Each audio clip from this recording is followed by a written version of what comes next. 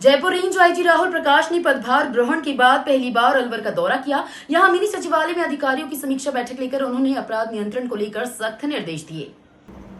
Jaipur range IG Rahul Prakash ने पदभार ग्रहण के बाद पहली बार अलवर का दौरा किया। यहां मिनी सचिवालय में अधिकारियों की समीक्षा बैठक लेकर उन्होंने अपराध नियंत्रण को लेकर सख्त निर्देश दिए।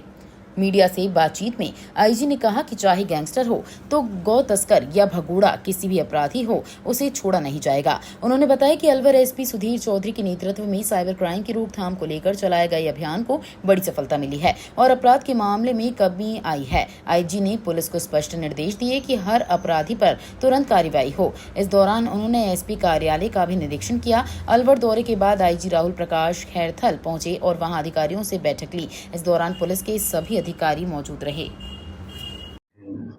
कैसा क्या इस तरह की बैठक ली आपने, क्या दिशा निर्देश जारी? अभी जैसा कि विदित है कि पूरे राजस्थान में ज़्यादातर जिलों में नई टीम ने काम करना शुरू किया। उसी तरीके से अलवर में भी नए पुलिस कप्तान आए हैं और जो प्रायोरिटीज़ हमारे डीजी साहब ने जब से ज्वाइन किया है और जो प्रायोरिटीज़ उन्होंने बताई है, जिसमें कि जो नवीन कानून की महत्वपूर्ण धाराएं हैं, जैसे संगठित अपराध के विरुद्ध है, अपराधियों के संपत्ति की कुर्की जब्ती का है, ट्रायल इन एब्सेंशिया है कि अगर कोई भगोड़ा होकर के अपने आप को बचाने की कोशिश कर रहा है तो उसके खिलाफ भी कार्रवाई शुरू की जा सके कोर्ट में।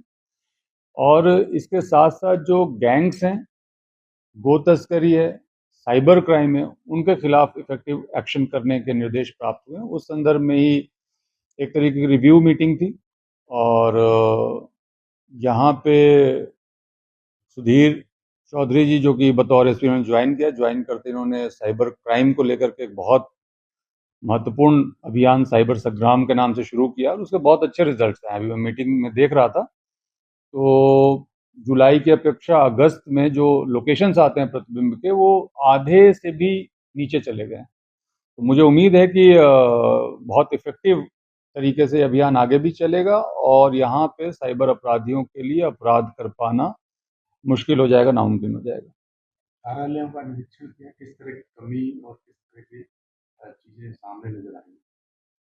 कार्यालयों का तो निरीक्षण किया है, जो एसपी ऑफिस में जो ब्रांचेस होते हैं उनको देखा है और बेसिकली चूंकि ये नया सेटअप था, पहले पुराने बिल्डिंग में सारा चलता था, अब नए बिल्डिंग में बहुत स्पेशियस है, सारी चीज़ें सबके लिए, डेस्क है, काम करने की जगह है, वॉशरूम्स हैं, परिवादियों के लिए सुविधाएं हैं। तो उस हिसाब से अगर अपन देखें तो काफ़ी सुविधाजनक हो गया है पुलिस अधीक्षक कार्यालय का माहौल और उसको ही मैं देख रहा था।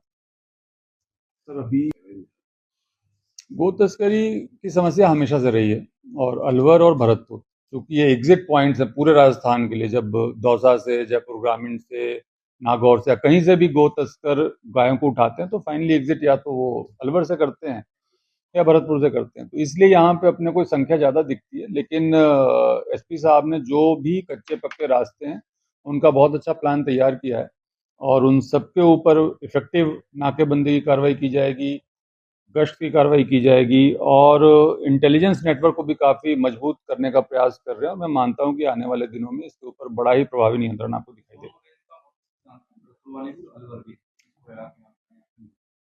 ये बॉर्डर का जो क्राइम है किस तरह ठीक हो सकता है? एक घटना फैसले वाली थी जिसमें आरोपी पकड़े थे और कुछ दिन जो घटनाएं हैं वो क्रिमिनल और गैंग वाली घटनाएं भी ज्यादा हो। नहीं, नो डाउट यहाँ पे झुंझुनू से लेकर के अगर हम देखें अलवर तक और दौसा तक तो अलग अलग तरह की कार्य संस्कृति है, सामाजिक भिन्नता भी है और आपराधिक भिन्नता भी है। उसी के अकॉर्डिंग सारे हमारे जो एसपीज हैं और सारी टीम बहुत अच्छी है, सारे हमारे एसपीज बहुत अच्छे हैं, तो अपना एरिया स्पेसिफिक सबने अपनी स्ट्रेटजी बनाई है और जो मार्गदर्शन हमें मिला है पीएचक्यू से उसके अकॉर्डिंग प्राथमिकताओं को ध्यान में रखते हुए स्ट्रेटजी बनाई है। चाहे गैंग्स की बात हो, चाहे गो तस्करी की बात हो, चाहे साइबर क्राइम की बात हो, चाहे भैंस चोरी की बात हो, इन सब के ऊपर सिलसिलेवार तरीके से कार्रवाई शुरू हो गई है और आपको रिजल्ट आने वाले 2-3 महीने में बहुत अच्छे रिजल्ट दिखाई देंगे।